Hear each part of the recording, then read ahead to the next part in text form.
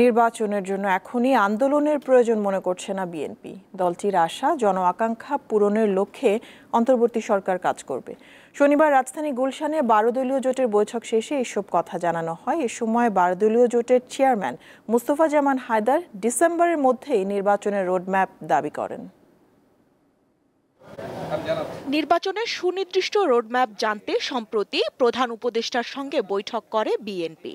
ভোটের নিবন্ধন নিয়ে সুস্পষ্ট ধারণা না পেয়ে নিজেদের অসন্তুষ্টির কথা জানায় দলটি। ভোটের দাবিতে পরবর্তী করণীয় ঠিক করতে এবার যুগপৎ আন্দোলনের শরিকদের সঙ্গে বৈঠক করছে বিএনপির লিয়াজো কমিটি। এরই ধারাবাহিকতায় শনিবার বিকেলে রাজধানীর গুলশানে বিএনপি চেয়ারপারসনের রাজনৈতিক কার্যালয়ে 12 দলীয় জোটের সঙ্গে বৈঠক হয়।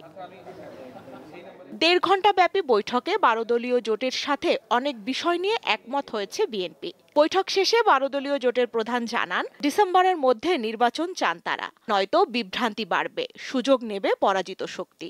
আমাদের জোর দাবি যে ডিসেম্বরের মধ্যেই এই নির্বাচন করা সম্ভব এবং সঙ্গত, এবং সমগ্র দেশবাসী প্রত্যাশাও ঠিক তাই। বিএনপির লিয়াজো কমিটির প্রধান জানান, সব প্রস্তুতি সম্পন্ন হলে ডিসেম্বরের নির্বাচন অনুষ্ঠানে সমস্যা দেখছে না তারা। সরকারও সেটি বুঝবেন বলে প্রত্যাশা তাদের। এই সরকার যারা আছে এখন, তারা তো আমরাই এই সরকারকে বসিয়েছি এই প্রত্যাশায় যে দেশে গণতন্ত্র পুনঃপ্রতিষ্ঠায় তারা ভূমিকা পালন করবেন, তারা জন আকাঙ্ক্ষা অনুযায়ী কাজ করবেন বলে আমরা আশা করি।